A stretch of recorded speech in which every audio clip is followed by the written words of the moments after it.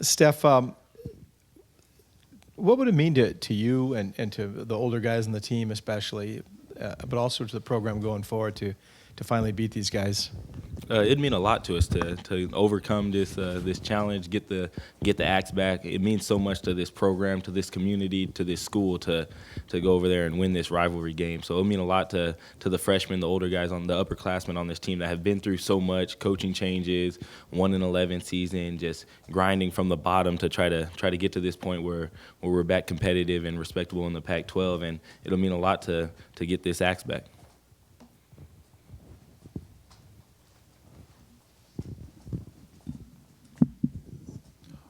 What's maybe a specific moment that sticks out in the times that you've played in this game?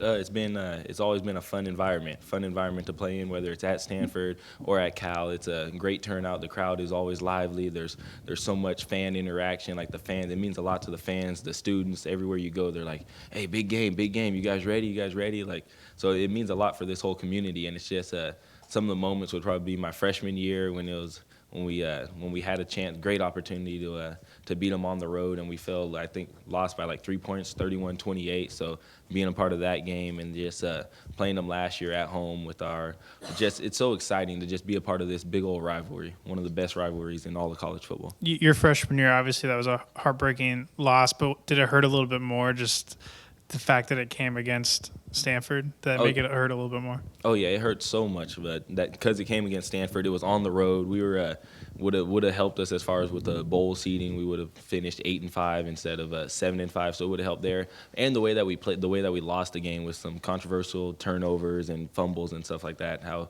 we came up on the short end that year.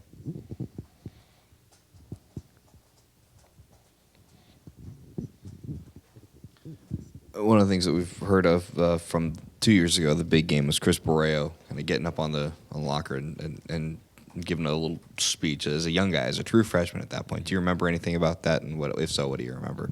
Honestly, I don't remember exactly word for word the speech, but it was I want to say it was just somewhere around the lines like, we can't let that happen again. Like, we're better than this. We got to just keep on fighting, because that was the last game of the year, and it was a terrible season for us, 1-11. So yeah, it was just something that we got to go back to work and just. To have a true freshman do that, what impression did that leave? I mean, he just stepped up as a leader and someone that that's going to hold himself accountable, as someone that's going to work hard and do everything he can to not let it happen again. They're always known for being a power team. They get some speed guys, which we would love, and McCaffrey. What kind of challenge do those guys present to you? They bring a unique challenge playing with those the power game that they like, the 6-0 linemen, and then the double tight ends, the fullbacks, and everything. So it's a little different to prepare for, but they bring a challenge of strong run game. Everyone has to be assignment sound in their gaps, their run fits, and then also you gotta be aware of play action. So everyone's got to read their keys. If you're supposed to read the tight end, and everyone just has to play assignment sound football. And also Hogan can run, so you really got to be gap sound. If you're supposed to be backside, if you're supposed to squeeze the edge, squeeze the hip of the guard or the tight end, you got to make sure you do it. Otherwise, they'll exploit it, and they got athletes, and they got more speed this year. They'll take it the distance.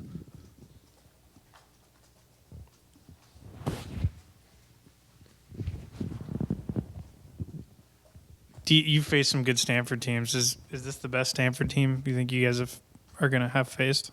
I think they're really dynamic with McCaffrey at running back. He can do a lot of good things for him as far as speed, get him in space. But I mean, any team that's led by Andrew Luck, that was a pretty solid team that we played back then. So yeah, I think they bring a different dynamic this year, but they're still same Stanford football. They want to line it up. They want to give you 23 personnel, 2 running backs, 3 tight ends, and they want to just pound the ball and just go straight downhill. So they're a dynamic team this year, but they're still the same Stanford football team that's going to power run game.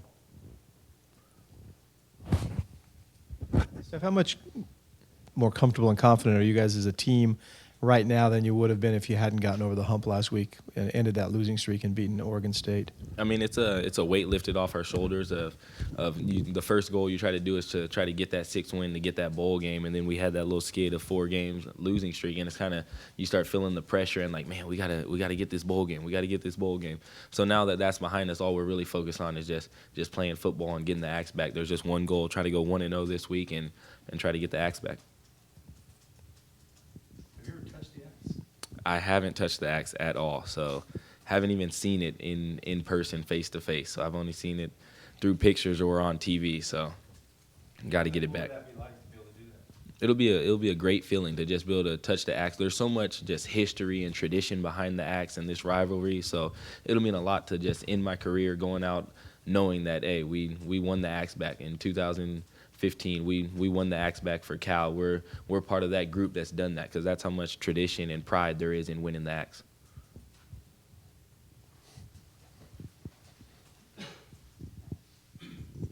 McCaffrey can do a lot of things. What are just your impressions watching film of him? He's very explosive. He's got good change of direction, and he can catch the ball well. He played a little slot receiver for him last year, so he does a good job of just from watching film on him. He's gotten a lot more patient of letting his pulling guards and letting his linemen pull and set up blocks in front of him.